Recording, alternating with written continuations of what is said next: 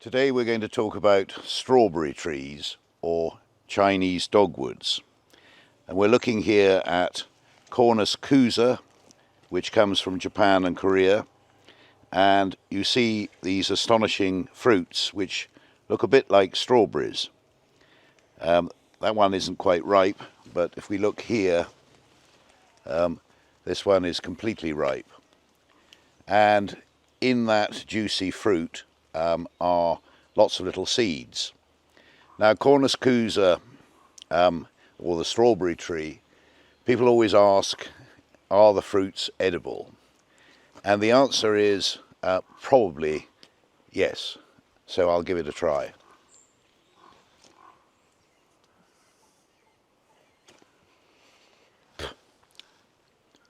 Yes, they're edible, but I've tasted nicer fruits. So don't worry if you've got one of these trees in your garden, your children will be quite safe eating the fruits. And the fruits actually appear in great profusion. If you look up at the top of this tree, which is about 20 feet tall, you see that there's a vast array of these fruits. And indeed they're falling onto the ground in large numbers. Some are completely ripe and sort of strawberry colour, others not quite so ripe and slightly reddish. Now the birds will eat these fruits, but the squirrels go absolutely mad for them. Crows and rooks come in here and gobble them up really quite quickly, but they're a great show. If we think about the different species of Cornus florida from America has much more conventional seeds. It's only Cornus kousa and Cornus kousa chinensis, the Chinese species of Cornus, which produce these extraordinary strawberries. And we'll now go and look at a few other varieties of Cornus kousa and see how different the shapes of some of these strawberries can be. So here is another form of Cornus kousa.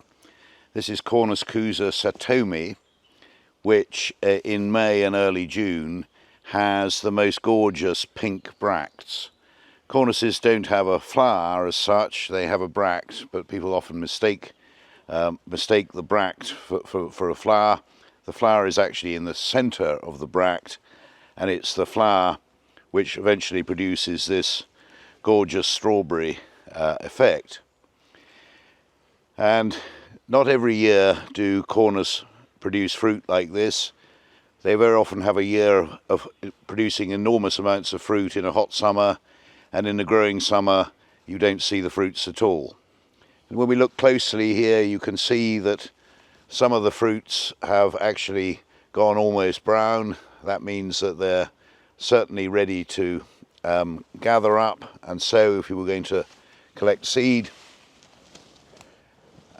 and if we squash this, you will see in what is now a bit of slime, you'll find one or two nice seeds. So if you were collecting these seeds to grow next spring, what you would do is soak them in warm water and leave them in warm water for a couple of days, and then you would put them in some damp moss, and overwinter them in damp moss, and then you would hopefully they get a cold and have a nice cold winter with a bit of frost on them, and that will season them as they would be seasoned in the wild, and then you'd sow them in a seed bed in the spring, and then you would grow lots of little Cornus kousas. Absolutely wonderful small tree for the autumn. In time you'll get autumn colour as well, and the leaves will go red and purple, but that won't happen for another month or so, and you've really just got the fruits to enjoy first and then the autumn colour later. Cornus kousa Satomi. So this is a different species of Cornus, but also one which produces strawberries, and this is Cornus capitata. And Cornus capitata is completely evergreen, and it has even larger strawberries, though as you can see here, they're not yet even faintly ripe, and probably won't be ripe for another month or so. When they're ripe, they go orange rather than red, and they get quite a bit bigger than they look here, and they are slightly more palatable as a fruit than Cornus kousa. This species comes from the Himalayas and from south and central China. It was introduced about 120 years ago, and for those of you who prefer your strawberries to be evergreen, Cornus capitata is the tree for you. Not a big tree, and one which again is readily, very easily grown from seed. Sometimes we even find seedlings growing underneath these trees, but usually the mice and the rats and the birds have devoured them.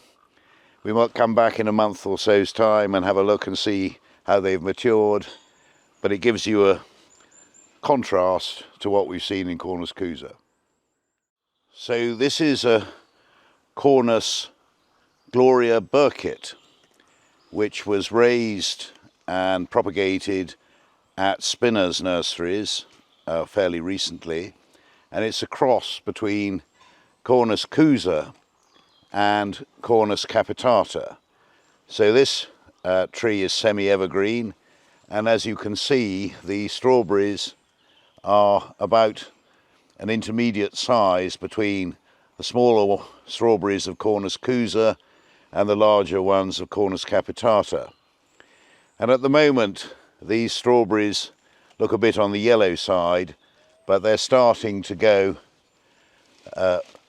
orangey red, and they will end up more orange than red in a few weeks' time.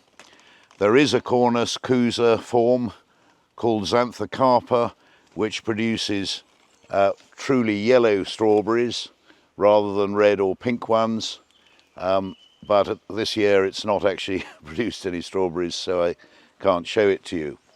But all you've got to really do is imagine these strawberries in a pure yellow form rather than red or pink.